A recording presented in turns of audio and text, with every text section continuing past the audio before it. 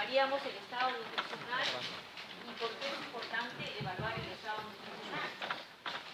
O de repente para ustedes no es importante, ¿no? ¿Alguien? Ah, ya. Ustedes en la ectoscopía, cuando van a ver a un paciente, van a ver de repente un paciente obeso, van a ver de repente un paciente sumamente adelgazado, ¿no? Pero el peso solo no evalúa el estado nutricional. Sin embargo, cuando ven un paciente obeso, ustedes pueden decir de repente, este puede tener o esta paciente puede tener una enfermedad cardiometabólica. Cuando ven un paciente adelgazado, de repente pueden decir, este es un paciente que puede tener una enfermedad consultiva, como por ejemplo una neoplasia, una infección, ¿no? Como por ejemplo una tuberculosis, ¿no? Un VIH, que adelgaza tremendamente al paciente. Entonces, por ectoscopía ustedes dicen, por este peso puede tener tal o cual enfermedad, ¿no? Pero el estado nutricional no solamente se evalúa por el peso, ¿no? Porque si no, diríamos que todas las personas obesas, porque están con sobrepeso, estarían bien nutridas, y eso no es así, ¿no es cierto? ¿O sí es así? ¿Por qué no es así? Tienen que participar, porque si no la clase es monótona y yo no sé si estarán durmiendo o estarán despiertos atendiendo la clase. ¿Han visto ustedes algunos obesos que tienen anemia? Sí, ¿no es cierto? Ahora, cuando nosotros evaluamos el índice de masa corporal, también es un problema que la persona por el peso nomás evalúe el índice de masa corporal, peso sobre talla. ¿Por qué? Porque pueden haber personas que tengan edema, ¿no es cierto? Por ejemplo, un cuadro de síndrome nefrótico, no pueden medir el índice de masa porque ese peso no es real. Ese peso está aumentado por el agua que está retenida. Entonces, les digo que el peso en sí no es un buen parámetro para ver el estado nutricional. Entonces, ¿qué otros parámetros ustedes encontrarían o tendrían para ver el estado nutricional?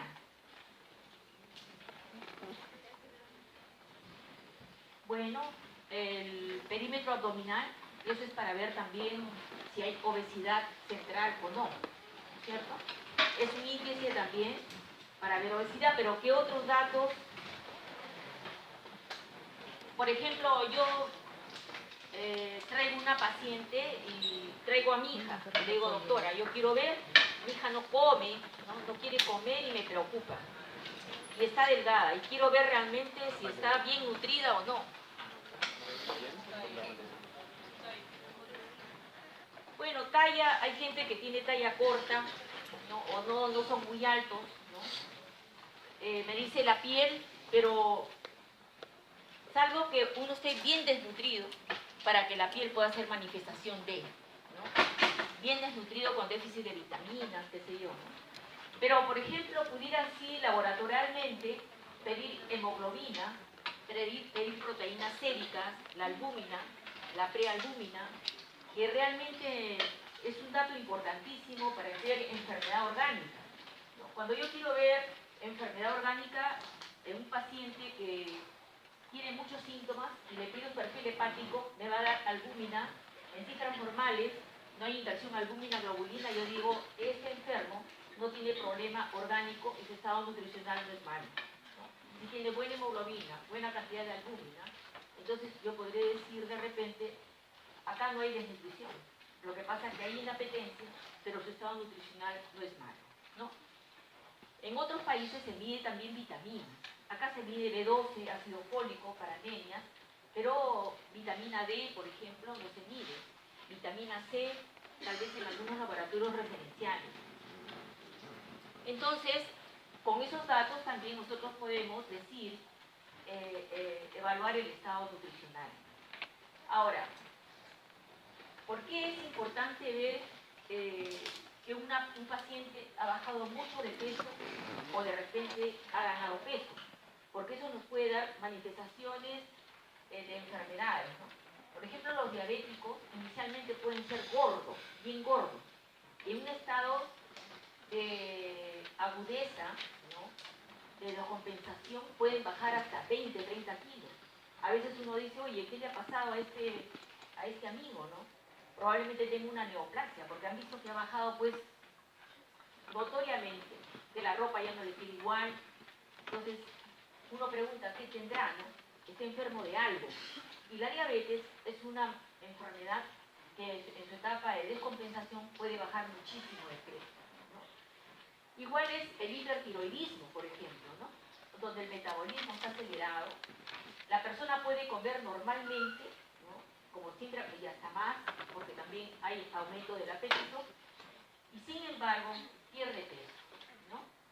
Puede aumentar de peso, por ejemplo, una persona que tiene hipotiroidismo, una persona ansiosa, ¿no? A veces los ansiosos hasta no comen, hacen dieta, ¿no? Y a pesar de que hacen dieta, siguen ellos en el mismo peso y hasta engordando. Entonces vienen al médico y le dicen, doctor, yo no sé qué hacer ya porque la verdad es de que ya me estoy limitando mucho en mi alimentación, pero sigo siendo gorda, ¿no? La ansiedad, realmente el estado emocional, ¿no? Cambia mucho el metabolismo.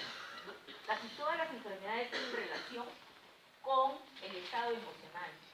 La persona hace problemas de tiroides, hace problemas de diabetes, todo porque tienen un impacto emocional importante en su vida. Entonces, nosotros tenemos medidas biométricas, uno es el peso, la otra es la talla, el índice de masa corporal, ¿no? Entonces nosotros a grandes rasgos, ¿cómo podemos evaluar el peso? Es la talla menos el metro, ¿no es cierto? Es decir, si yo mido 1,50 m, mi peso más o menos va a ser de 50 kilos, ¿no? En personas jóvenes, menores de 30 años, idealmente podemos disminuirle 2 kilos a esta medida. Si yo tuviera 20 años, de repente mi peso ideal sería ¿cuánto? 48, ¿no? Si tengo, como ahora como esta edad que tengo, sería 52 de repente el peso ideal. No podemos exigir tanto a una persona mayor en cuanto al peso.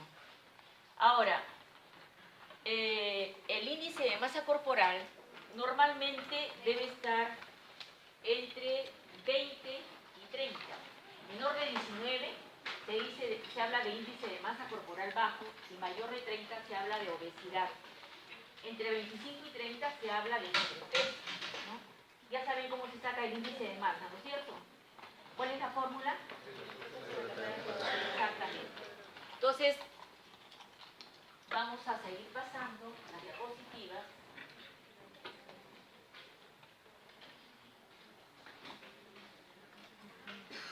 Ya les decía que podía haber ingesta aumentada, inclusive con disminución del peso en el hipertiroidismo y disminución del metabolismo con obesidad en el hipotiroidismo. Por ejemplo, en enfermedades como el VIH, la diarrea crónica, puede llevar también a una baja de peso. Ahora, puede haber retención de líquidos en hipertensión portal, en ascitis por hipertensión portal, ¿no? Fíjense, hay casos en los cuales uno se echa a buscar causas de baja de peso y toda la parte orgánica le sale normal. Ojo que también la depresión puede hacer bajar de peso, ¿ya? Y hay gente que va a diferentes médicos y no encuentran una razón, porque generalmente nosotros vemos la parte orgánica, ¿no? Y no evaluamos la parte anímica, pero también deberíamos evaluar ese aspecto, porque hay gente que se deprime y no gana peso, y no hay forma, les dan vitaminas, ¿no? Estimulantes del apetito y no ganan peso. Entonces ustedes le dan un antidepresivo y la persona comienza a ganar peso, ¿no? A ganar peso. Entonces la depresión también es un factor o una patología que deben evaluar en los pacientes que se quejan de que no puedan ganar peso.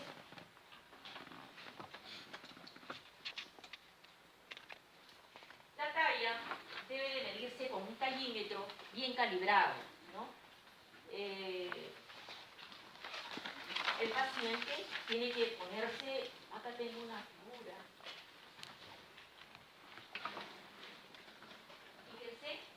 ven el talón bien pegado, ¿no? Igual que la cabeza, y ustedes ven cómo tenemos aquí, ¿no? Tenemos aquí, ¿no? El nivel superior, ¿no? Donde medimos exactamente la talla del paciente. El paciente tiene que estar sin zapatos, ¿no? Con el vértice del cráneo bien pegado al medidor. Igualmente, también cuando uno quiere medir el peso, tiene que ser con una balanza bien calibrada y tiene que sacarse todo lo que pese, porque a veces el paciente se pesa con llavero, celular, monedero, y todo eso puede sumar hasta 1 kilo. Siempre también se pesa sin zapatos.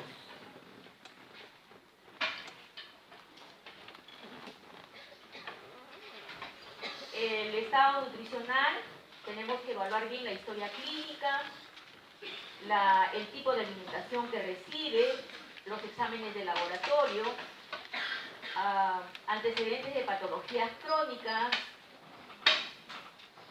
Hay gente que verdaderamente consume alimentos de un solo tipo, ¿no? Por ejemplo, son los vegetarianos, los veganos, que no comen ningún tipo de proteína animal. Todo eso tenemos que evaluar porque muchas veces nos faltan las proteínas. ¿Cómo se llaman esas proteínas que no produce el organismo? Esenciales, aminoácidos esenciales. Ver la cantidad de dulce y harinas que consume el paciente, ¿no? Porque de repente eso nos está llevando a la trigliceridemia, o el tipo de alimentos, por ejemplo, carnes rojas, embutidos, celestos, yema de huevo, mayonesa, que nos puede estar llevando a la hipercolesterolemia. Siempre averiguar qué tipo de comidas es la que predomina en la alimentación diaria. Como les decía, también el examen físico está dado básicamente por la masa muscular, por la grasa, ¿no? La estimación del panículo adiposo.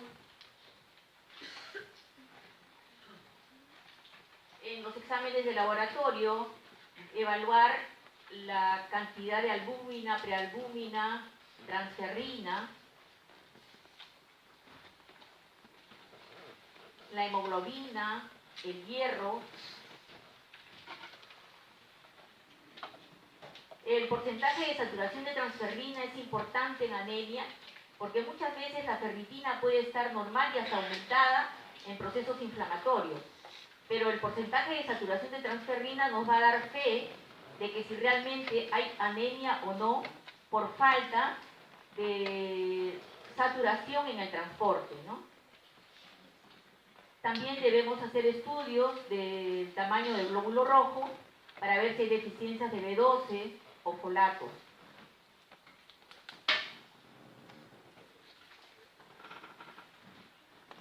Ahora, nosotros podemos detectar signos, ¿no?, de malnutrición por pérdida de tejido graso, muscular, atrofia muscular, debilidad muscular, edemas, hepatomegalia, ascitis, cambios en la coloración de la piel puede tener sequedad, despigmentación, caída exagerada del cabello.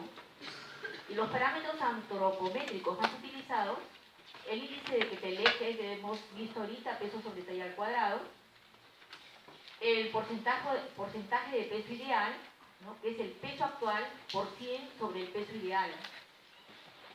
Se habla de desviación leve cuando está de 80 a 90%, moderada cuando está de 70 a 79% y grave cuando está menor de 70%. Para eso tienen que sacar ustedes el peso actual sobre el peso ideal del paciente. El porcentaje de peso habitual es el peso actual por ciento sobre el peso habitual del paciente. Claro, porque hay pacientes que siempre han pesado 120 kilos, pero ese no es su peso, ¿no es cierto? Entonces, sobre el peso habitual es que se saca este índice, ¿no? También hay el índice del pliegue cutáneo del tríceps, que se mide con un lipocalibrador de presión constante, cuya desviación menor del 50% es considerado como normal. 12 milímetros en varón y 25 en la mujer entre 25 y 75 años.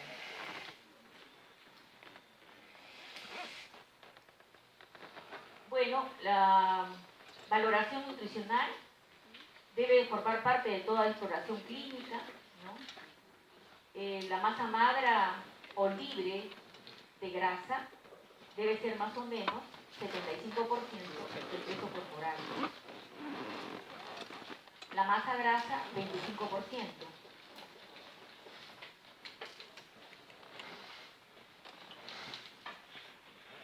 Esto es importante, por ejemplo, la pérdida de peso en los 6 meses anteriores a la evaluación. Si tenemos menor del 5%, será una pérdida de peso pequeño, de 5 a 10 potencialmente significativa y mayor del 10% bastante significativa. Entonces, cuando nosotros preguntamos al paciente, usted está en su peso, siempre ha pesado igual, ha perdido, ha ganado. Bueno, he perdido peso. ¿Cuántos kilos aproximadamente? Bueno, tantos kilos, ¿en cuánto tiempo? Porque siempre yo puedo perder 3 kilos en 3 años, eso no va a ser nada significativo. Pero si pierdo 10 kilos en 3 meses, eso sí va a ser significativo, ¿no? Luego, presencia de síntomas, ¿no? Como anorexia, náuseas, vómitos, diarreas, que estén durando mayor a 2 semanas.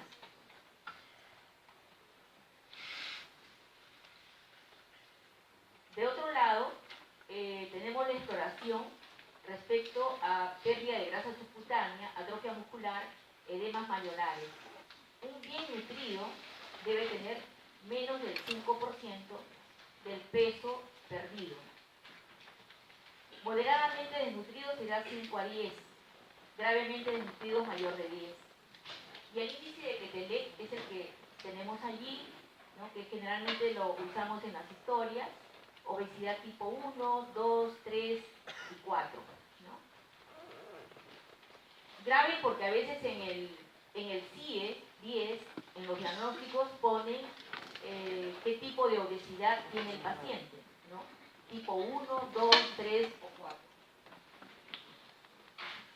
Frente a la sospecha de raquitismo por deficiencia de calcio, vitamina D, ¿no? Los exámenes que permiten determinar los niveles de oligoelementos y vitaminas son importantes. Les decía que hay algunos laboratorios que miden vitamina D, ¿no? Calcio y fósforo miden casi todos los laboratorios, pero vitamina D no todos los laboratorios lo miden. Ahora, ¿ustedes por qué piensan que hay deficiencia de vitamina D? ¿Saben cómo es que el organismo adquiere la vitamina D? Solamente por exposición al sol, ¿no es cierto? ¿No? Y solamente se requiere de repente media hora, ¿no? Pero de repente en zonas frígidas donde el sol es raro que aparezca, por ejemplo, en los Países Bajos, debería haber gran incidencia de déficit de vitamina D.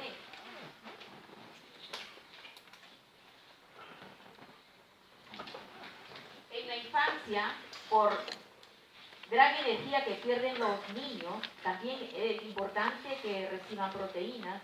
En la gestación, las necesidades energéticas, las necesidades de vitaminas, ¿no? También son importantes y tenemos que suplementarlas. También en la lactancia, ¿no? En la vejez disminuye, ¿no? El gasto energético basal, por lo que disminuye también la masa muscular y aumenta el tejido adiposo. El adulto mayor requiere menor caloría, por lo tanto debe de ingerir menos harinas, menos dulces, y por cuestiones digamos, contrarias, el adulto mayor tiende a consumir más chocolate, tortas, parece que eso les nutre anímicamente, ¿no? Ustedes cuando están tensos de repente un chocolate los alivia, ¿no? O cuando de repente están cansados los levanta también un chocolate. Parece ser que esto funciona en el adulto mayor que anda solo o de repente anda desconsolado y tienden a comer más harinas y más dulces. puede dar fe el doctor Suárez, que atiende a adultos mayores. Doctor Suárez, ¿está o se fue? Ah, está durmiendo. ¿Los adultos mayores consumen mucha harina y dulce?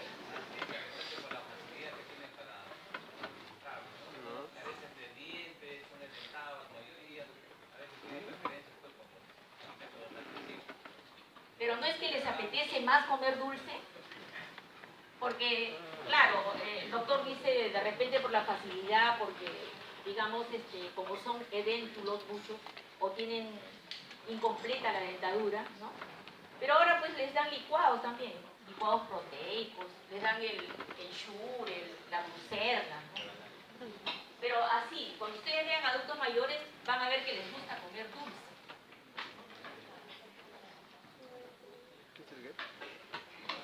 Ahora, también tenemos que considerar en los enfermos, ya no en personas que nos vienen a la consulta por evaluación, sino en los pacientes que tienen fiebre, inflamación, o que han sido sometidos a cirugía, o quemados, ¿no? Aumentan, por ejemplo, en los casos donde hay pérdidas como vómitos, aspiración gástrica, drenajes, fístulas, hemorragias, etc. En ellos tenemos que tener una consideración especial, tenemos que evaluar cuánto pierde el paciente, ya sea por vómitos, ya sea por drenajes, por fístulas. ¿Para qué? Para que podamos reponer. Por eso en la visita diaria siempre hay una nutricionista, ¿no? ¿Para qué? Para que ella pueda calcular las pérdidas de proteínas, calorías, ¿no? Bajo la forma de grasas o hidrocarbonados, y de esa manera reponer, ¿no? Y además existe un factor de agresión para el cálculo de las necesidades calóricas, ¿no? Por ejemplo, para el cáncer, el factor de agresión es 1.1, para cirugía fractura 1.2, para politraumatismo 1.2 a 1.35, para sepsis de 1.4 a 1.8. Entonces el gasto energético basal real sería el gasto energético basal más el factor de actividad, factor térmico y factor de agresión. Todo eso lo tiene que sacar la nutricionista para poder reparar las pérdidas o reponer las pérdidas. Ahora, si una persona está desnutrida, ¿no?, va a tener consecuencias en diferentes órganos y sistemas, ¿no? Por ejemplo, a nivel musculoesquelético, que va a producir disminución de la fuerza y de la resistencia, ¿no? En piel y faneras, adelgazamiento, pérdida de la elasticidad de la piel, ¿no? Atrofia, puede cambiar la coloración, se puede hiperpigmentar, puede haber facilidad de úlceras del decúbito, puede haber retraso en la cicatrización.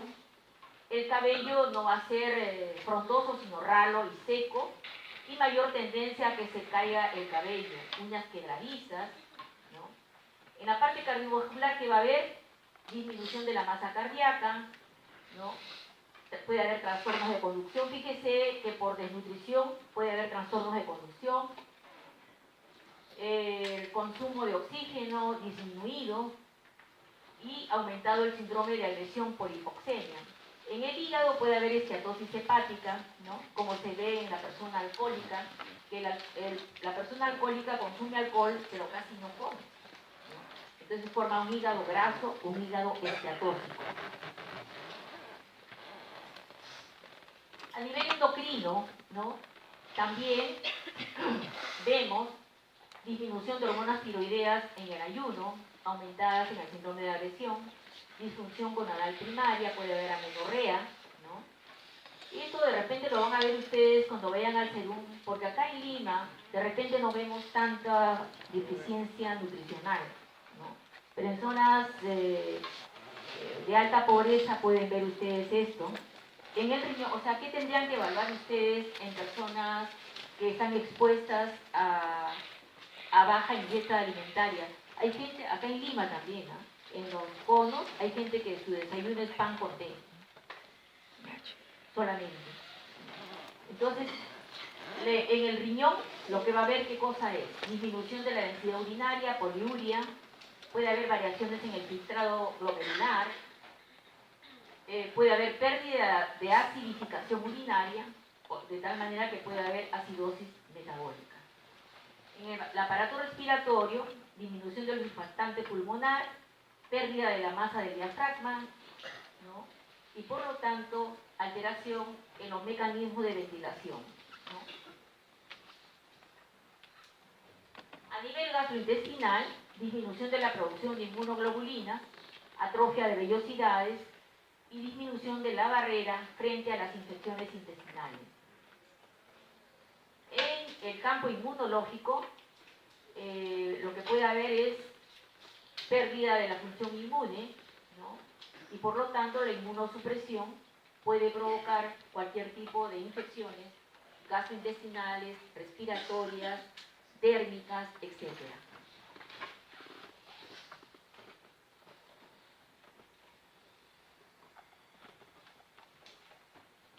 Los mecanismos por el cual la falla inmunológica se da es porque al disminuir la inmunoglobulina A secretora y se alteran las vellosidades, hay disminución de la absorción y mayor probabilidad de hacer diarreas, ¿no? También hay disminución de producción de citocina por el macrófago.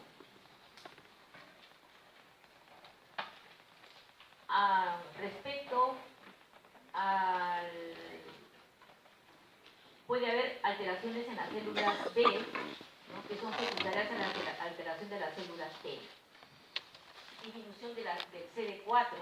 Fíjense cómo altera la inmunidad, ¿no? El estado, cómo altera el estado nutricional, la inmunidad. Y acá tenemos cuadros donde correlacionamos derecha con izquierda, ¿no? Deficiencia de ácido nicotínico, podemos tener dermatosis peladroide, ¿no? Y por lo tanto pigmentación roja e inflamación de áreas expuestas al sol. El edema se puede dar por desnutrición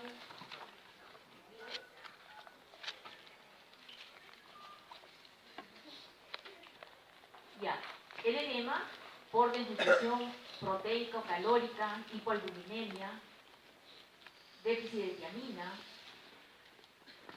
hematomas, deficiencia de vitamina K, mala nutrición, mala cicatrización por deficiencia de proteínas, zinc. Fíjense, el déficit proteico es un gran problema, por ejemplo, para los pacientes que se operan, ¿no?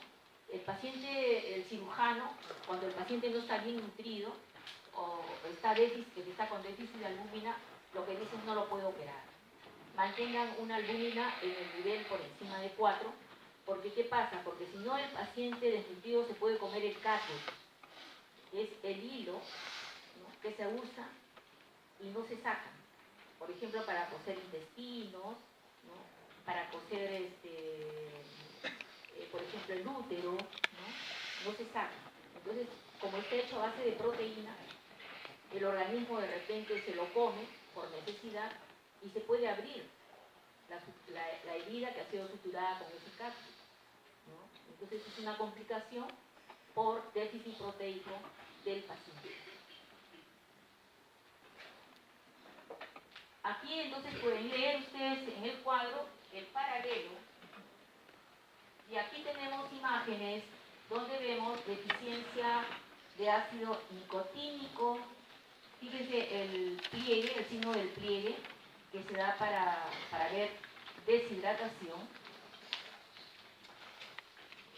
hematomas. Cuando nosotros tenemos deficiencia de vitamina K, lo que tenemos que evaluar es sangrado por todos lados, ¿no? Porque si solamente vemos una parte, puede tener una equimosis por golpe, puede tener una equimosis porque puede estar asociado esto a un cuadro inflamatorio, vasculítico, no sé. Pero cuando tenemos realmente déficit de vitamina K, tenemos que ver sangrado por otros lados también, ¿no? No todo equimosis es déficit de vitamina K. Tenemos que ver que pudiera haber sangrado en otras órganos o sistemas.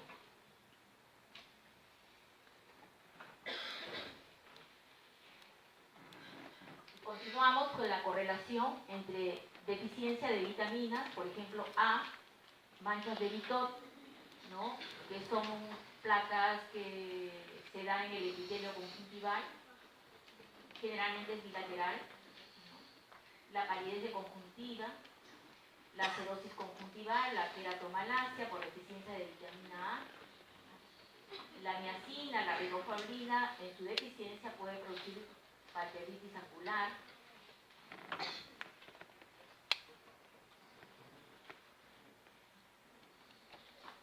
Fíjense, esto se ve bastante a veces en la consulta, la hiperkeratosis folicular, sobre todo en la parte del brazo, en la región posterior, ¿no?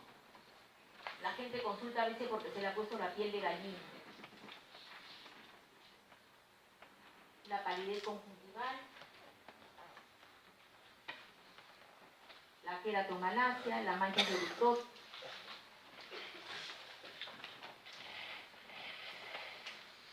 santelasma por hiperlipidemia, el aloxenin corneal por dislipidemia, edema de papila por exceso de vitamina A, ictericia leve de la esclerótica por deficiencia de piridoxina. Fíjese cómo esta oftalmoplegia se da por deficiencia de tiamina, blefaritis por deficiencia de B12, el alocenil, que lo van a ver ustedes en la evaluación de pacientes,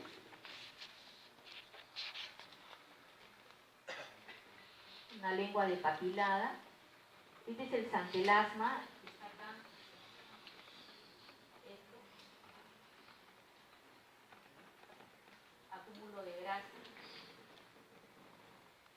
A veces en personas que tienen este tipo de labio, se ve también en personas que tienen esclerodermia, que también comen poco, porque hasta el esófago se les... esto es importante, fíjense, esta mancha se ve generalmente en personas que tienden a la diabetes. ¿Cómo se llama? Acantosis indulgente. Este es el santelasma. Fíjense la uña en cuchara, que es la poidonitia.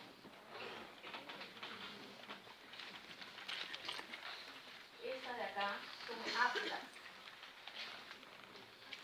También son motivo de consulta no poco frecuente, ¿no? Se dice que es por deficiencia de vitamina D, pero también tiene problemas de tipo inmunológico. Esto yo lo veo cada vez que el paciente tiene mucho estrés, aparece, ¿no? Después tenemos las cicatrices angulares de la boca, la queilosis, la queratitis angular, tenemos acá, por déficit de riboflavina y niacina, atrofia de papila, la glositis, ¿no? Por deficiencia de niacina, ácido fólico, vitamina B12, piridoxina, triptofano.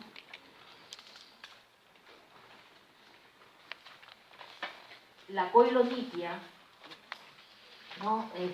Considerar la deficiencia de hierro, pero también hacer el descarte del síndrome de Plummer-Vinson y enfermedades cardiopulmonares. El rosario raquítico por deficiencia de vitamina D y calcio. Las piernas arqueadas, también deficiencia de calcio y fósforos séricos. A veces la debilidad muscular por deficiencia de sodio, potasio, contracturas musculares por falta de piridoxina, calambres por falta de sodio y cloro. Es lo que encontramos en el cólera, esas diarreas que tienen gran pérdida de agua y electrolitos. El paciente llegaba con calambres en el abdomen. También las enfermedades mentales como depresión, insomnio, pérdida de la memoria, tienen que ver con vitaminas B, ácido fólico, con hipoglucemia, vitamina C.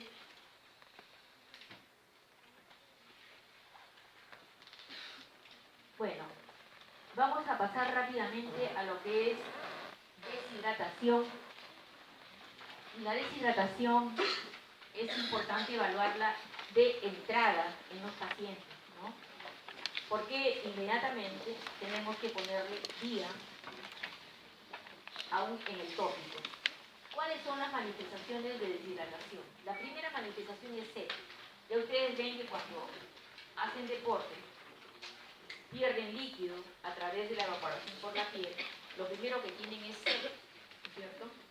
Pero ya si la deshidratación está dada también no solamente por pérdidas a través de la piel, sino vómitos, entonces ya la deshidratación vómitos, diarreas puede pasar a moderada y severa. Las manifestaciones pueden ser astenia, dolor de cabeza, calambres, vértigos, dependiendo del volumen de líquido perdido, de electrolitos perdidos. Les decía que el volumen es importante porque cuando uno pierde más o menos hasta el 5% del peso, uno puede hablar de una deshidratación leve, ¿no? Y los signos clínicos, puede haber fontanelas hundidas, ojos hundidos, sequedad de mucosas, pero en este tipo de deshidratación leve no hay un compromiso hemodinámico importante. O sea, no hay un compromiso de presión y de flujo plasmático renal, ¿no? En la moderada,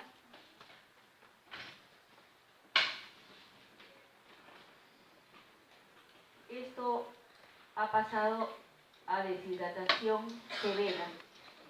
Bueno, la deshidratación severa, lo que puede haber es compromiso inclusive del sistema nervioso central, puede haber hasta convulsiones.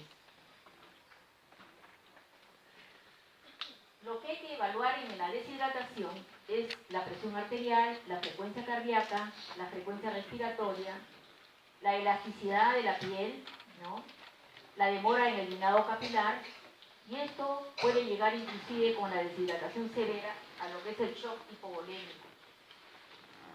De acuerdo a al tipo o al volumen de pérdida de sodio, porque es el que marca la osmolaridad, podemos hablar de deshidratación hipertónica, isotónica o hipotónica. Hipertónica cuando la pérdida del sodio, digamos, cuando uno mide el sodio en sangre y lo está encontrando por encima de 150, ¿no? Isotónica cuando está de 135 a 150, y menos sería la hipotónica, ¿no? La deshidratación hipotónica se da en aquellas personas que pierden grandes volúmenes y no se repone más que agua, por ejemplo, no reponen electrolitos. Entonces el sodio disminuye en su medida en sangre. Hipertónica es cuando le estamos dando más sodio de lo que el paciente necesita. Entonces puede tener sodio en sangre mayor de 150.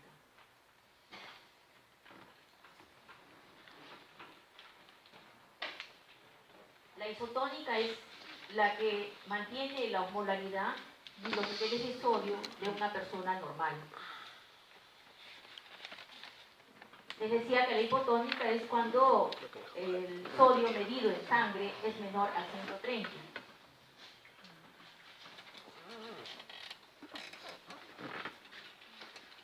Cuando es hasta 5, la pérdida de volumen, 5 litros o 5%, hablamos de leve, ¿no es cierto? Moderada es una deshidratación que es de 5 a 10, y más de 10 hablamos de una deshidratación severa.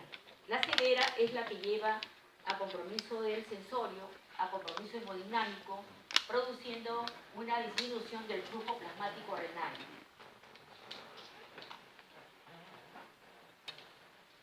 Bueno, no sé si hay alguna pregunta hasta acá. ¿Todo está ok? Dejamos al doctor Suárez entonces para que continúe la clase.